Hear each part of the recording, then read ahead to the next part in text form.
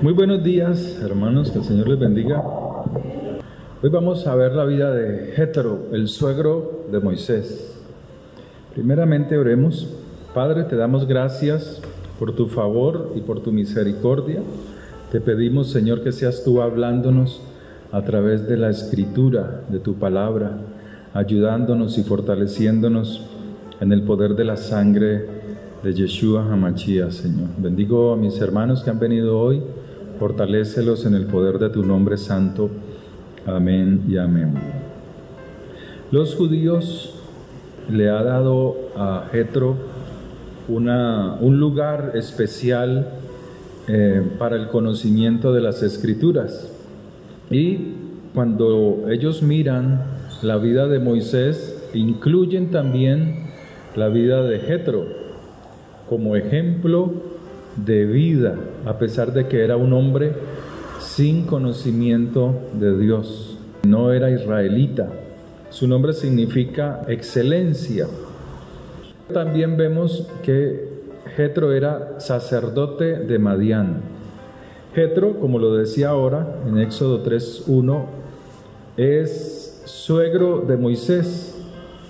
¿Qué más se dice de él? Se dice que Jetro tenía 7 hijas, ellas pastoreaban el rebaño. Moisés había llegado huyendo de Egipto, había llegado pobre, porque no tenía nada, no tenía reino. Él era un príncipe, Moisés, que fue educado para ser Dios, fue educado para que fuera como un Dios, o sea, como alguien que conoce todas las cosas. En el caso del entrenamiento o de los dioses de Egipto, o en el caso de Moisés, no quiere decir que sean divinos, sino que son solo dioses. Y Dios dice que Él es el único y verdadero Dios. Entonces Moisés prestó sus servicios como pastor, y esta familia de Jetro pues lo acogió. Y Jetro le dio a Séfora en matrimonio, que era una de las 7 hijas de él. Moisés se ocupó durante 40 años a los rebaños de su suegro, ¿sí? Pero en uno de esos pastoreos dice que Dios llamó a Moisés para liberar a Israel de los egipcios. Pero fíjese, era tanta la autoridad, el respeto que había entre Moisés y Jetro, que Moisés pidió permiso a Jetro, y Jetro le otorgó ese permiso a Moisés para devolverse a Egipto y hacer el trabajo que Dios le había encomendado. También dice la escritura que con Séfora tuvo hijos, y más tarde envió, estando Moisés haciendo el trabajo de liberar a Israel de Egipto, volvió por sus hijos. O parece ser, según la escritura, que Jetro envía nuevamente a su esposa, a su hija, esposa de Moisés, y sus nietos, otra vez a Moisés. Pero tiene una razón importante, no es como pensamos que estoy encañengado y váyase con su casa a su hogar, no.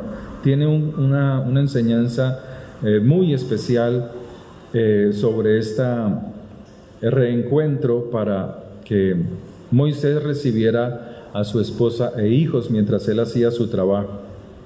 En el 4:18 dice: así se fue Moisés, y volviendo a su suegro Jetro le dijo: iré ahora y volveré a mis hermanos que están en Egipto, para ver si aún viven. Y Jetro le dijo a Moisés: ve en paz. Jetro era un hombre noble, era un hombre sabio, era un hombre entendido. Entonces Moisés tomó su mujer y sus hijos y los puso sobre su asno y volvió a tierra de Egipto. Tomó también Moisés la vara de Dios en su mano. Jetro le dice a Moisés: ve y haz el trabajo que tengas que hacer. Y así fue, dice que fue con toda su familia. la esposa y sus hijos tuvieron que volver a Jetro, porque Jetro le mostró a Moisés que, que el trabajo que tenía que hacer era un trabajo muy difícil, era un trabajo el cual tenía que dedicarse para convencer al pueblo de Israel que había un Dios que lo había llamado a él para traer liberación. Entonces Jetro convence a Moisés para que su hija y sus hijos se queden con él mientras Moisés hace el trabajo de liberar a Israel. En Éxodo 18 dice que pasado es un tiempo, Moisés se reencuentra con Jetro. Oyó Jetro, sacerdote de Madián, suegro de Moisés, todas las cosas que Dios había hecho con Moisés. Él escuchó lo que Dios había hecho a través de Moisés y con Israel su pueblo, y cómo Yahvé había sacado a Israel de Egipto. Convencer a alguien que está en esclavitud de que Dios le puede liberar es un trabajo difícil, y es un trabajo arduo, un trabajo de días, un trabajo en el cual hay que persistir y no desmayar. Y tomó Jetro, suegro de Moisés, a Séfora, la mujer de Moisés, después que él la envió, y a sus 2 hijos. El uno se llamaba Gersón, porque dijo: forastero he sido en tierra ajena. Y el otro se llamaba Eliezer, porque dijo: el Dios de mi padre me ayudó y me libró de la espada de Faraón. Y Jetro, el suegro de Moisés, con los hijos y la mujer de éste, vino a Moisés en el desierto, donde estaba acampando junto al monte de Dios. Y dijo a Moisés: yo, tu suegro Jetro, vengo a ti con tu mujer y tus 2 hijos con ella. Y Moisés salió a recibir a su suegro y se inclinó y lo besó. Y se preguntaron el uno al otro cómo estaban, y vinieron a la tienda. Amén. Son muchas enseñanzas las que hay aquí. Algunas de ellas pueden ser que cuando una persona se casa con la otra, pues no solamente se está casando con el que va a ser su cónyuge, mujer o hombre, queda unido a los padres de la esposa, queda unido a los padres del esposo, y la familia se vuelve pues grande. Había familiaridad en ellos, que había unidad, que había cierto respeto, o había un respeto más bien, y había coinonía, había paz, había ayuda mutua, porque Jetro recibió en un momento difícil de Moisés, de ir a hacer el trabajo, de liberar al pueblo, de caminar por el desierto. Jetro fue ese descanso para Moisés de recibir a su esposa y a sus hijos y cuidarlos durante el tiempo del trabajo de Moisés. Pero también hay algo importante, y es que Jetro escucha de la boca de Moisés cómo Dios había sacado a un pueblo grande, porque era un pueblo numeroso, lo sacó de la esclavitud. Jetro ve en Moisés a un hombre totalmente transformado, un hombre que llegó a él, a Jetro, derrotado, huyendo, pobre, escaso, cuidando las ovejas, pastoreando las ovejas de Jetro.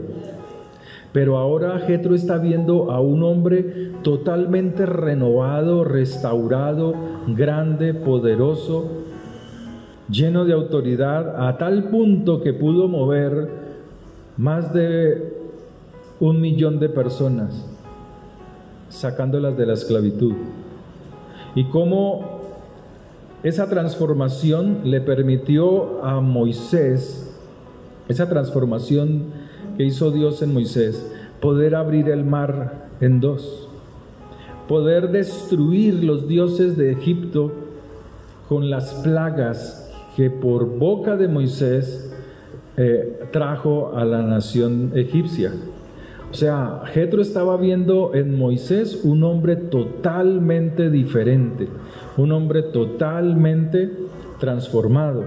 Y a eso se refiere Pablo cuando nos dice: renovaos en el espíritu de vuestra mente, de vuestros pensamientos. Renovaos, seamos transformados, seamos cambiada nuestra forma, nuestra manera de pensar, cambie nuestra manera de vivir. Y es por la transformación. Entonces Jetro veía en Moisés algo, le atrajo algo. Dijo: no, yo quiero eso que él tiene. Es algo que él tiene que yo como sacerdote de Madián no lo tengo. Y es esa transformación. Eso es lo que vio Jetro en Moisés. ¿Qué ven en nosotros cuando hablamos del Señor? Verdaderamente hay transformación para que aquellas personas que están en tu familia, tu hogar, quieran eso que tú dices tener de Dios, esa transformación. Cuando tú hablas de Dios a alguien, ¿cómo se lo muestras? ¿Con palabras? Listo, sí, es correcto. Pero la pregunta es si esas palabras que tú dices de la grandeza de Dios están respaldadas por tu transformación. Así como Jetro vio y anheló esa transformación que tuvo Moisés. La obra que Dios hizo en Moisés afectó. Jetro veía cómo Moisés gobernaba Israel. Y se alegró Jetro de todo el bien que Yahvé había hecho a Israel. Ya estaba enamorado, comenzó a enamorarse de Dios. La fidelidad de la mujer se muestra en la pobreza de su esposo, pero al hombre se le mide su fidelidad en la riqueza, cuando es rico, cuando tiene dinero, cuando tiene poder. Allí se conoce al hombre, al esposo, lo fiel que es en el hogar. Se alegró Jetro de ver todo el bien que Dios había hecho a Israel, al haberlo librado de mano de los egipcios. Y Jetro dijo: bendito sea Yahvé, que os libró de mano de los egipcios y de la mano de Faraón, y que libró al pueblo de la mano de los egipcios. Nosotros somos los causantes de que gente que no conozca a Dios quieran acercarse a Él, bendigan su nombre, alaben y exalten el nombre del Señor. O nosotros también podemos ser los causantes de que la gente maldiga, lo rechace o no quiera nada con Él. Nosotros somos los causantes de eso. Cuando te dicen: no, yo no quiero saber nada de su religión, a mí no me hable de eso porque es que mi papá me abandonó. Así no hay gente, así hay gente que dice eso. Es que mi papá me dejó, es que mi mamá me dejó, es que ustedes nunca me llamaron, es que ustedes me abandonaron. Hay gente que hace así. Es que estaba trabajando en esta empresa y se robó un dinero. Y la costumbre del cristiano es esa. No entendemos el significado de la transformación. Hay ofensa y solamente pide perdón, pero no hace restauración, no hace reparación. Hay que reparar. Hicimos un daño, hay que reparar. Sí, pedimos perdón porque no fue con dolo, con intención, con mala intención, o aún si hubiese sido con mala intención, pero hay que reparar. En el cristianismo no se ve eso, pero en la palabra de Dios sí se ve eso. Hay que hacer reparación. Que Jetro adorara a Dios fue producto de la transformación que Dios hizo en Moisés. Verso 11. Ahora conozco que Yahvé es más grande que todos los dioses, porque Dios siempre habla en su palabra que hay dioses. pero que Él es el verdadero, el único. Por eso no debemos asustarnos cuando vimos que hay otros dioses, pero son dioses que no tienen poder para salvar, para producir vida.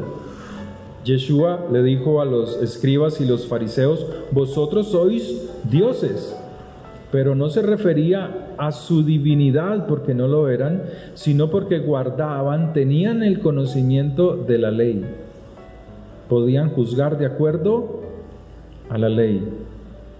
Entonces aquí dice la Escritura, ahora verso 11: ahora conozco que Yahvé es más grande que todos los dioses, porque en lo que se ensoberbecieron prevaleció contra ellos. ¿Contra cuáles dioses? Los dioses de Egipto, las ranas, el faraón era un dios, las ranas eran dioses de Egipto, eran dioses de la fertilidad, y con esas mismas plagas Dios derrotó los dioses de Egipto, los destruyó, los hizo trizas con los mismos dioses de los egipcios, ¿sí? Y tomó Jetro, suegro de Moisés, holocaustos. O sea, nosotros, aquí está diciendo que lo que vio Jetro en Moisés lo llevó a adorar a Dios. Hizo holocaustos y sacrificios para Yahvé, para Dios, y vino Aarón y todos los ancianos de Israel para comer con el suegro de Moisés delante de Dios.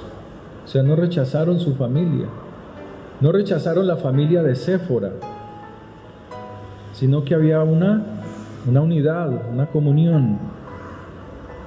Y a veces nuestros hogares están resquebrajados o desquebrajados porque no hay transformación en nosotros. Esa es la razón, porque no hay transformación en nosotros, porque siempre estamos dañando, pensando mal del prójimo. Hoy usted se mete a buscar a mirar internet, una prédica de internet, y no falta el dañino, el criticón, el destructor. Con apariencia de piedad quiere mostrar los errores de otros cristianos para hacerse ver como alguien que está trayendo la verdad. Y por ahí hay un poco de gente así, destruyendo la imagen de sus hermanos, destruyéndola. Y así hay muchos. En vez de construir y con la supuesta transformación que Dios ha hecho en ellos, y más bien mostrar la palabra, la Escritura muestran sus errores. Como si la iglesia de Dios fuera algo puro y santo. Como si Dios hubiese llamado a los perfectos, a la iglesia, a su pueblo, a reunirse. Dios fue a pecadores al arrepentimiento.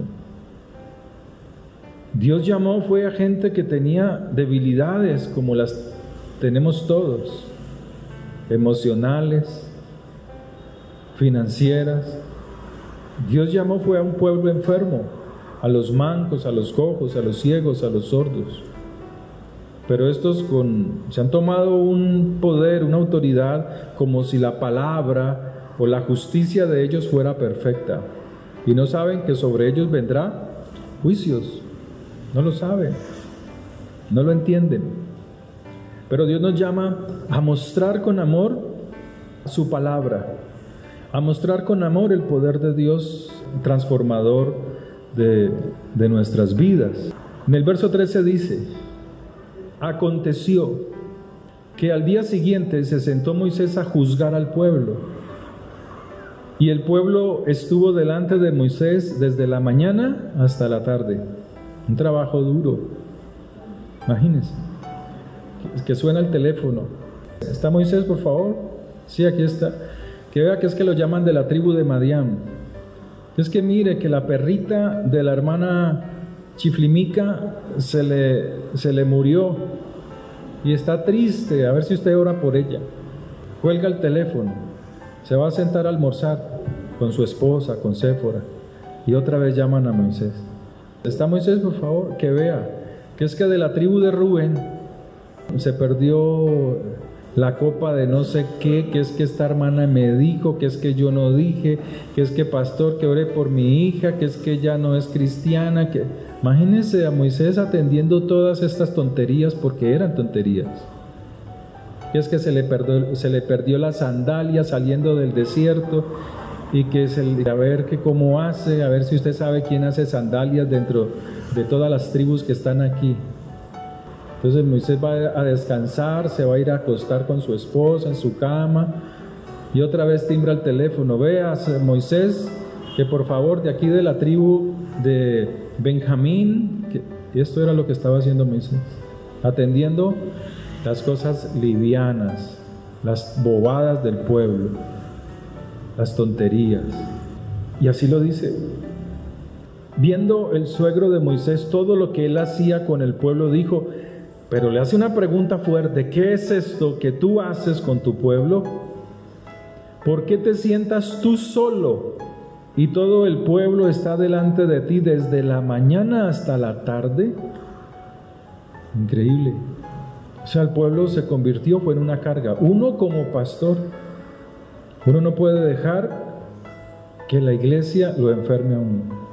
Muchos pastores están enfermos por el trabajo en la iglesia. Yo tuve amigos que lo mataron el trabajo en la iglesia.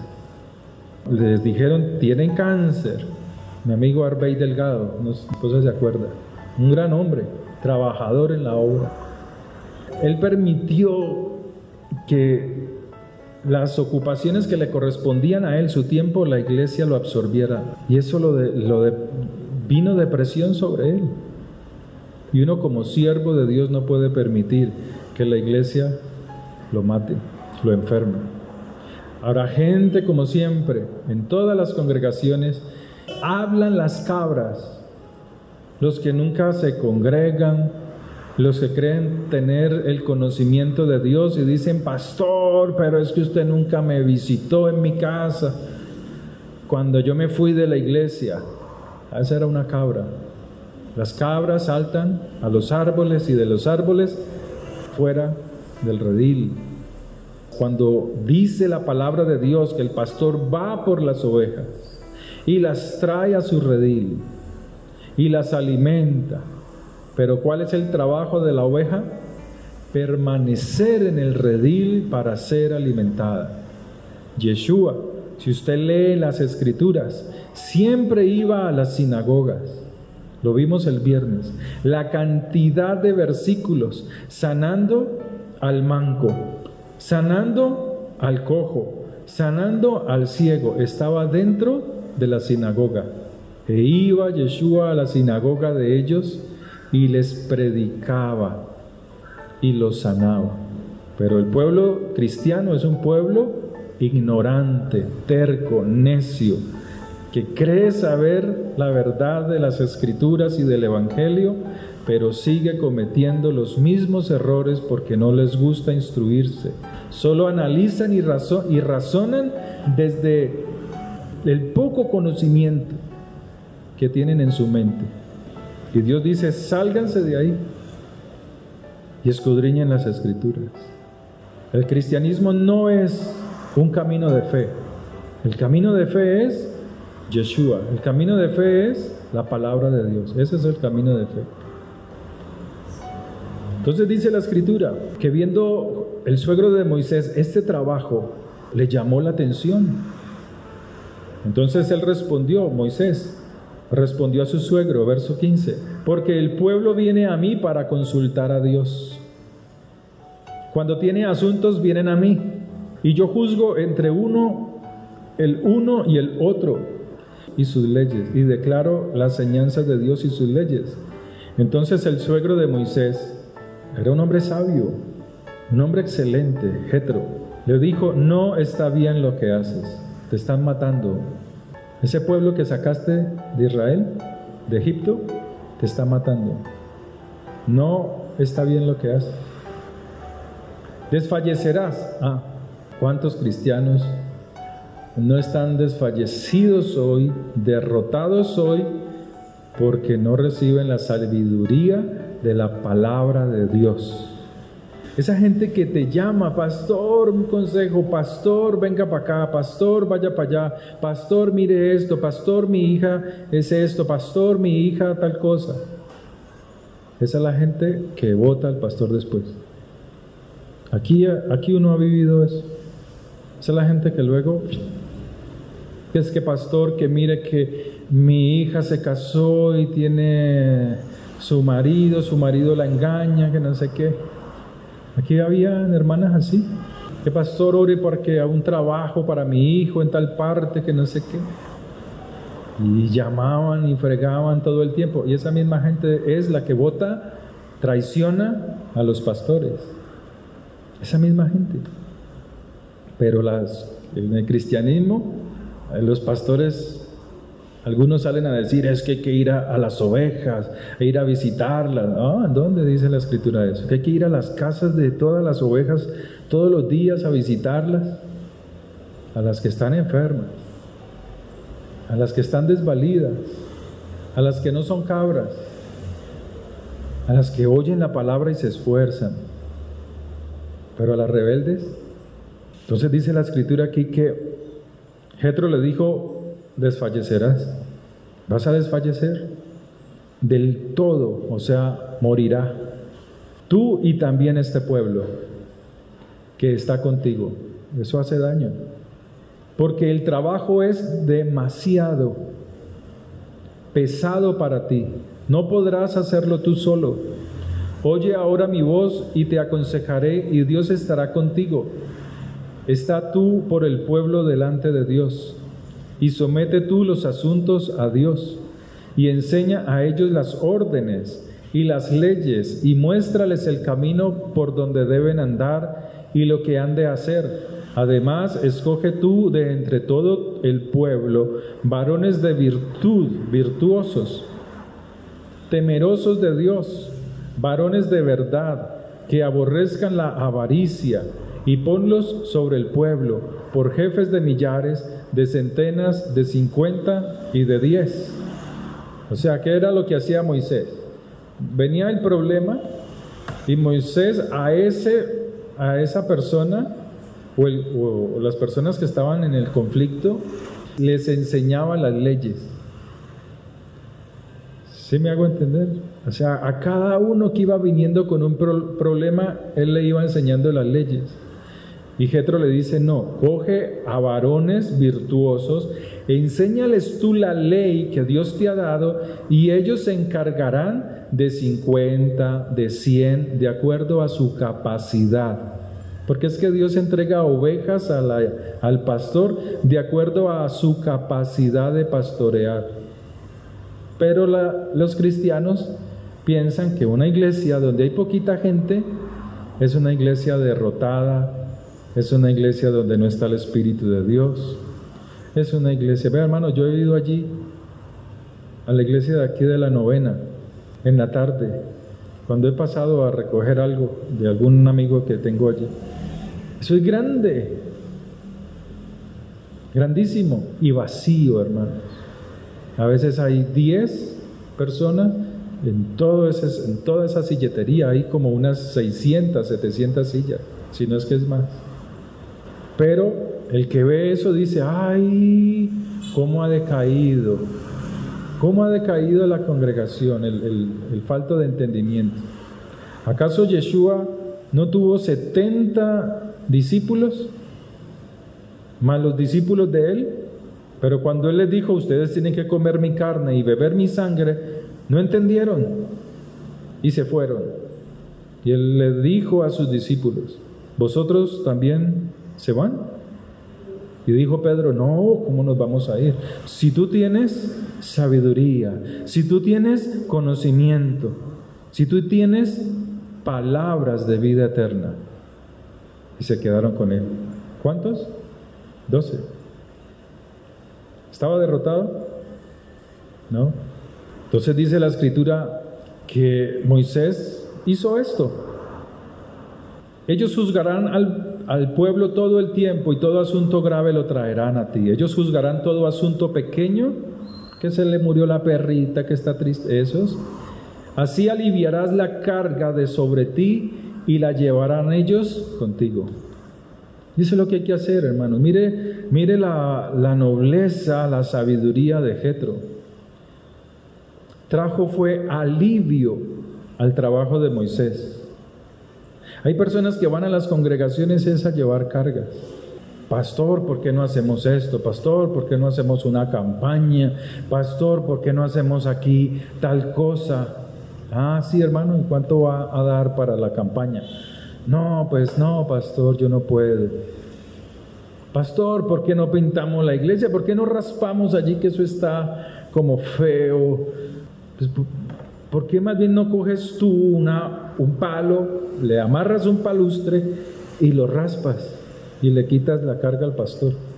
No, pastor, que ¿por qué no hacemos más bien que es que este switch aquí no puedo cargar mi teléfono, mi celular, esto está malo, a ver qué hacemos? ¿Por qué no consigues?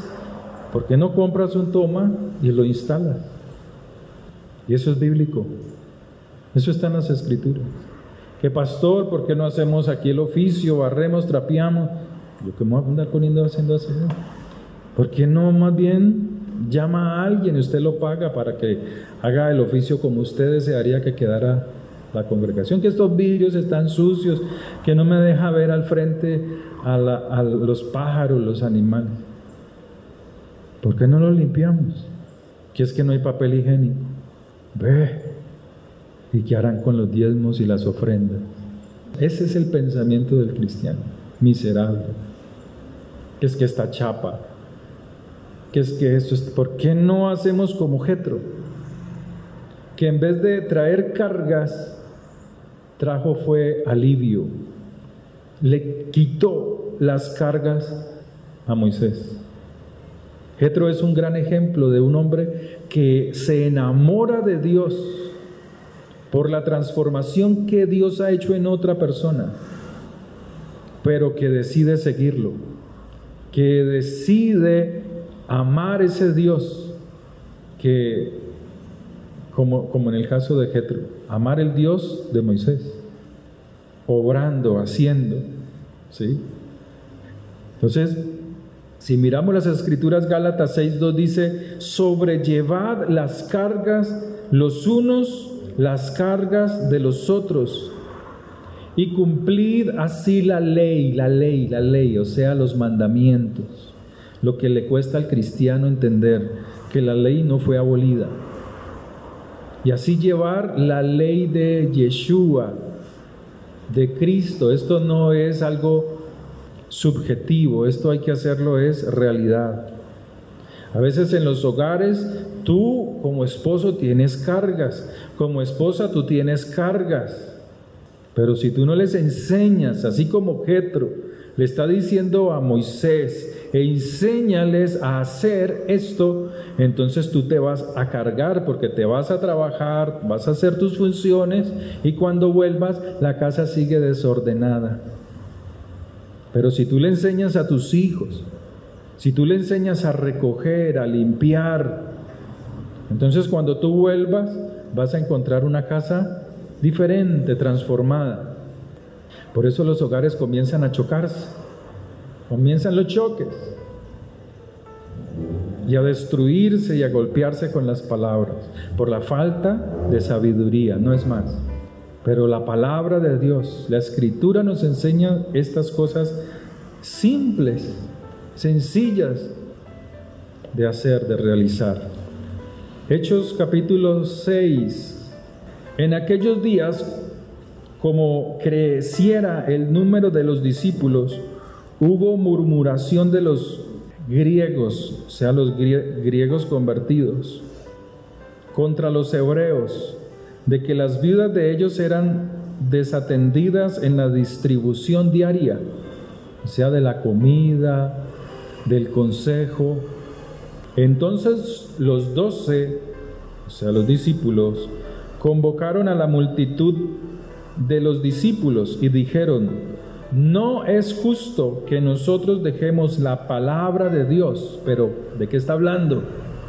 De estudiarla, de escudriñarla y enseñarla. Son cosas diferentes. Y líderes cristianos que no estudian la palabra y siempre siguen enseñando la misma torpeza. Pero aquí está hablando de un trabajo que es que estaban haciendo los apóstoles. Y ellos les dicen, no es justo esto. Nosotros estamos dedicados a descubrir el entendimiento, las cosas escondidas de las Escrituras, porque ellos eran hebreos, gente que estudiaba de acuerdo a la Escritura hebrea, no a las imaginaciones cristianas, que el Espíritu me dijo, que el Espíritu me habló, que yo leí, que el Señor me mostró. Eso no es así. Por eso dice, no es justo que nosotros dejemos la palabra, la Torá, los mandamientos, el enseñarlos, estudiarlos y enseñarlos para servir a las mesas. Aquí los discípulos estudiaban, escudriñaban las Escrituras, escudriñaban a Moisés, escudriñaban los profetas, escudriñaban los salmos y la letra hebrea y su significado, porque el Evangelio todavía no había sido escrito. Entonces ellos dicen, no es justo que nosotros tengamos que atender estas cosas para servir a las mesas. Busquen pues, hermanos, de entre vosotros. ¿Qué característica tiene que tener? ¿Qué virtud? Lo leímos ahora en el consejo de Jetro. Que sean virtuosos, respetuosos, no ávaros. Porque el ávaro, ¿qué hace? Se inclina por una persona. Viene viene a pedirme cosas. No, este no tiene dinero para que ni me trae nada, ni un detallito, ni nada. Entonces lo desatendían. Buscad pues, hermanos, de entre vosotros a 7 varones de buen testimonio, que sean transformados, llenos del Espíritu Santo y de sabiduría, a quienes encarguemos de este trabajo, porque así debe de ser. Gente que tenga, mira que el judío se preocupa por estudiar, se preocupa por aprender. Cuando uno mira y conoce a estos que son israelitas, que viven en Israel, que son judíos y practican, como religión tienen el judaísmo, porque hay varias clases de judaísmo, así como en el cristianismo hay muchas cosas raras, así también es en el judaísmo, hay muchas corrientes, pero pocos se dedican a estudiar la ley o la Torá, porque muchos son solamente místicos. El más ignorante habla 3 idiomas. ¿Cómo es en el cristiano? No se preocupa por estudiar, mantiene viendo videos, todas las tonterías de TikTok. Ese es el cristiano. Pero al judío le gusta estudiar, avanzar. Son empresarios, son negociantes, estudiosos. Entonces aquí por eso estas palabras, llenos del Espíritu, que tengan testimonio, que tengan sabiduría, a quienes podamos encargar de este trabajo. Y nosotros persistiremos en la oración. ¿Quiénes son nosotros? Los apóstoles, los encargados de la obra. Persistiremos en la oración y en el ministerio de la palabra. Era gente que estudiaba las Escrituras. Agradó la respuesta a toda la multitud y eligieron a Esteban, varón lleno de fe y del Espíritu Santo, a Felipe, a Prócoro y a Nicanor. ¿Sí o no? Ahí estaba. No faltaba. A Timón y a Parmenas y a Nicolás, prosélito de Antioquía, a los cuales presentaron ante los apóstoles, quienes orando les impusieron las manos, y crecía la palabra del Señor, y el número de los discípulos se multiplicaba grandemente en Jerusalén. También muchos de los sacerdotes obedecían a la fe. ¿Sacerdotes de dónde? Pues del templo, hermanos. Aquí no era que la iglesia le dio por nombrar sacerdotes. Aquí está hablando de sacerdotes del templo de Jerusalén. Si usted dice que eran sacerdotes nombrados por Pablo, eso ya se llama catolicismo. Aquí son sacerdotes del templo que querían conocer más la escritura, el correcto significado, la interpretación correcta. Y hay personas que aunque no son judías o que no tienen conocimiento de la escritura, cuando ellos oyen hablar de Dios, cuando ellos ven el testimonio, la transformación de otras personas, quieren eso. Porque tienen un alma, dice Pablo, no es judío el que lo es exteriormente, sino el que lo es en su interior, en su corazón. Es un verdadero, es un adorador, alguien que quiere obedecer y amar a Dios. Entonces hay personas que no son creyentes, pero son buenas personas, pero les falta a él conocimiento de las Escrituras. Por eso no todos los caminos conducen a Dios, eso es falso.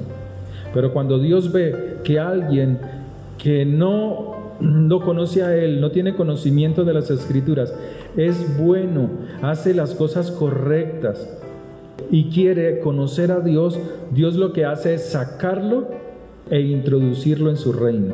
Eso es lo que hace. Por eso no todos los caminos conducen, no todas las religiones llevan a Dios. Lo que Él hace es sacarlo, traerlo y colocarlo en su redil. Amén. Sobrellevad los unos las cargas de los otros y cumplid así la ley. ¿Cuál es la ley? Pues quitar las cargas de los oprimidos. ¿Acaso no dice Isaías? ¿De qué les sirve a ustedes este ayuno si oprimís al pobre? O sea, le colocaban cargas. Si oprimís a las viudas, de eso es lo que está hablando. Amén. Quitar sus cargas. Ay, que no podían ir a subir al templo a adorar a Dios porque no les permitían, como gente pobre, llena de trabajos, sacar un tiempo para acercarse a Dios. Amén. Quite las cargas en su casa, a sus padres, a su esposo. Deje de afligir el corazón de su esposa, de su esposo con palabras, porque lo único que está manifestando usted es lo orgulloso y lo orgullosa que es delante del Señor, con apariencia de bondad y de piedad, creyendo que hace lo bueno, mas no lo que está escrito en la palabra de Dios. Amén. Padre, te damos gracias por este tiempo. Bendigo a mis hermanos, llénalos de tu favor y de todo bien, de toda bondad y misericordia. Prospérales, ayúdales, en el nombre de tu Hijo Santo. Padre, bendigo los diezmos, las ofrendas, y cada ofrenda, cada diezmo. Cuando usted vaya a dar su diezmo, no se olvide de orar por su diezmo. O sea, usted mismo presentarlo al Señor, porque eso está en la Biblia. En el cristianismo siempre es eche, pero no oran por su diezmo. Y en la Biblia dice que hay que orar cuando uno va a dar, debe de orar por su diezmo, por su primicia, por su semilla. ¿Sí? Para el mes de marzo, abril, vamos a estar... Yo quiero hacerlo como está en la Biblia, no como está en el pensamiento cristiano, que llegó enero y vamos a dar las primicias en enero.